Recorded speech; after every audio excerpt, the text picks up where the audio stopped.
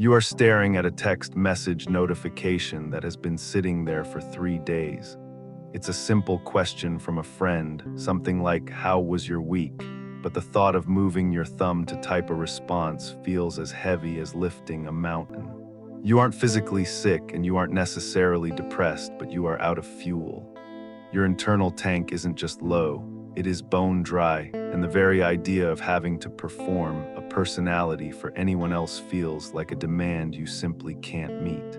Psychologists often describe this specific state of being as emotional exhaustion, and it is the absolute core of what we call burnout. It's that feeling of being completely overextended, where you've given so much of your internal resources to your work, your family, or your community that there is nothing left for you.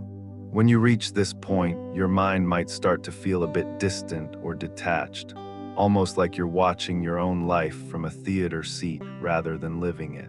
It is your system's way of saying that the workload on your heart has exceeded the capacity of your spirit.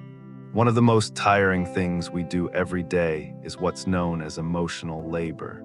This isn't just about the work you do for a paycheck. It's the work you do to manage your own feelings so you can meet the expectations of everyone around you.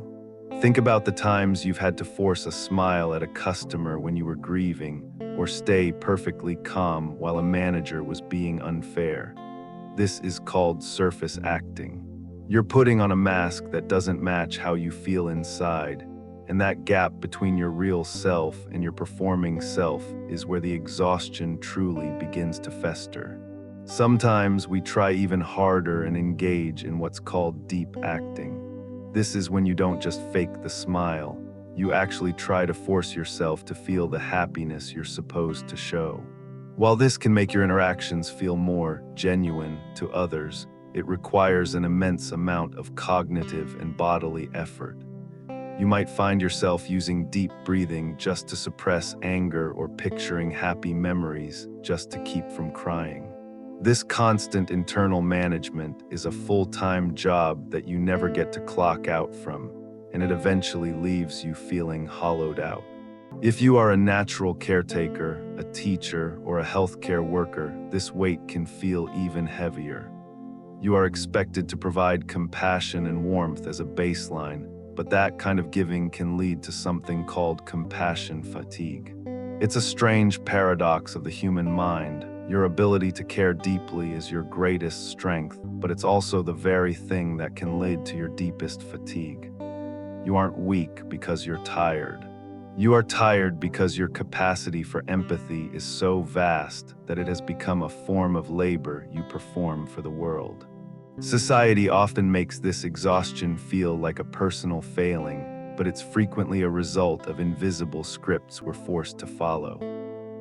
Much of this emotional labor is gendered or tied to our cultural backgrounds, where certain people are expected to be the peacemakers or the emotional anchors without any compensation or recognition.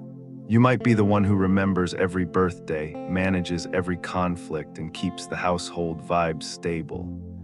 Because this work is invisible, people often assume it's just natural for you, but in reality, it is a constant expenditure of your life force that deserves to be acknowledged. For those whose minds are wired differently, perhaps through neurodivergence or navigating the world with a disability, the exhaustion can be even more profound. You might spend your whole day masking or downplaying your own needs just to fit into structures that weren't built for you. This is an extra layer of emotional labor that many people never see. However, there is a unique strength here too.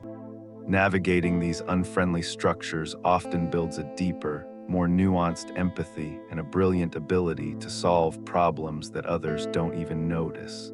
Your exhaustion is a reflection of the complexity of your journey. Here is the paradigm shift. What if your emotional exhaustion isn't a sign that you are broken, but a sign that your mind is working exactly as it should?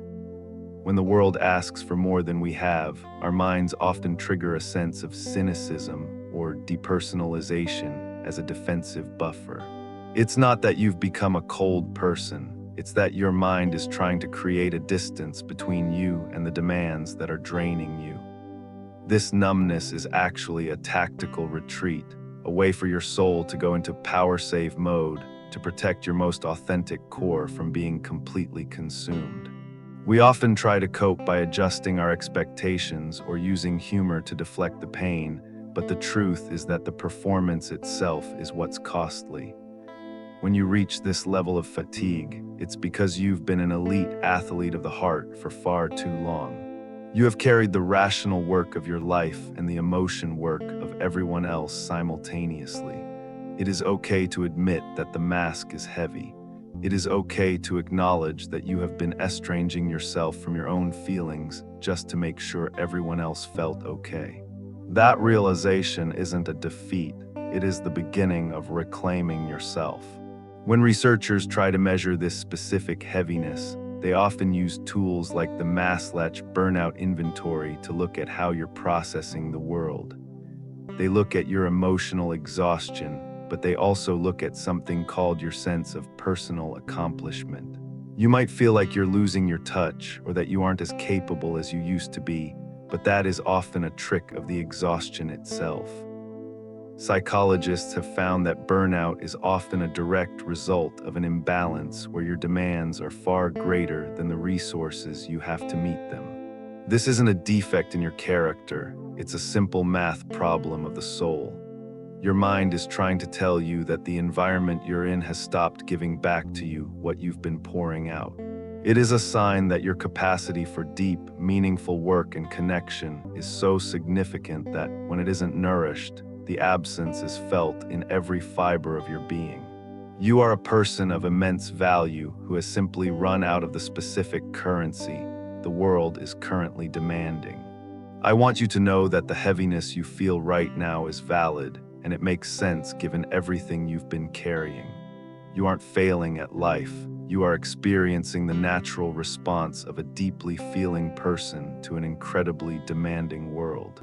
There is a whole community of us who are also staring at that blinking cursor, also feeling the weight of the customer service voice, and also wondering where our energy went. You are not alone in this silence, and there is a profound dignity in your tired heart.